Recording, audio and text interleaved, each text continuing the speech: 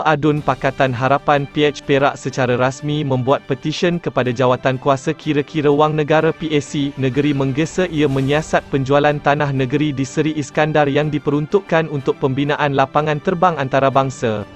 Menurut Adun Simpang Pulai Tan Karhing dan Adun Keranji Chong Jemin, jawatan kuasa itu perlu mendapatkan dokumen berkaitan daripada kerajaan negeri dan menentukan sama ada urus niaga itu tidak melanggar sebarang kesalahan. Kedua-duanya yang merupakan ahli PAC Perak mengadakan sidang media di Pejabat PAC pagi ini sebelum menyerahkan surat itu kepada Pejabat Pengerusi PAC Perak Muhammad Tarmizi Idris. Kita harap perkara ini bukan sekadar perang mulut.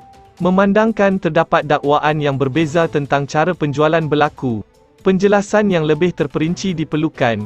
Ini sangat penting bukan sahaja untuk menentukan pihak berkuasa mana yang telah meluluskan penjualan tanah itu. Proses Perbadanan Kemajuan Negeri Perak PKNP menjual tanah kepada perusahaan swasta. Penetapan harga, mekanisme pembayaran dan sebagainya, mesti dipastikan, kata Tan.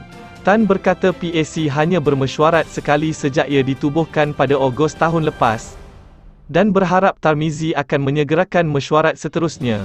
Sementara itu, Chong mencadangkan jawatan kuasa itu perlu mengkaji isu itu dari 3 aspek.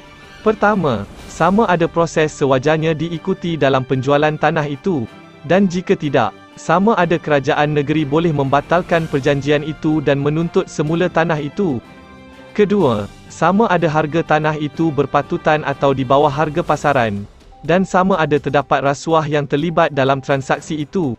Ketiga, bagaimana tanah itu dijual walaupun telah diwartakan sebagai rizab lapangan terbang, malah telah mendapat kebenaran merancang, katanya. Chong turut menggesa Menteri Besar Perak Saarani Mohamad supaya menggantung atau membatalkan kebenaran merancang tanah itu sementara menunggu siasatan. Sebelum ini, Saarani berkata tanah yang diperuntukkan untuk lapangan terbang antarabangsa baru itu telah dijual kepada syarikat swasta semasa pentadbiran Pakatan Harapan PH negeri itu. Bagaimanapun, Asmuni Awi yang merupakan ahli Exco negeri dan pengarah PKNP ketika itu berkata tiada penjualan sedemikian pernah dibincangkan semasa mesyuarat Exco negeri atau mesyuarat lembaga PKNP. SPRM sedang menyiasat perkara itu selepas menerima aduan daripada Asmuni.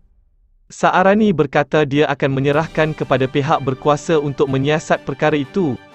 Mengenai gesaan untuk membatalkan kebenaran merancang tanah itu, bernama memetik Menteri Besar itu hari ini berkata bahawa perkara itu adalah bidang kuasa Majlis Daerah Perak Tengah MDPT. Dalam kes ini, Presiden MDPT yang mempunyai kuasa untuk berbuat demikian. Kita tidak boleh sewenang-wenangnya memutuskan perkara itu membatalkan kebenaran merancang yang bertentangan dengan peraturan dan undang-undang, katanya. Terima kasih kerana menonton.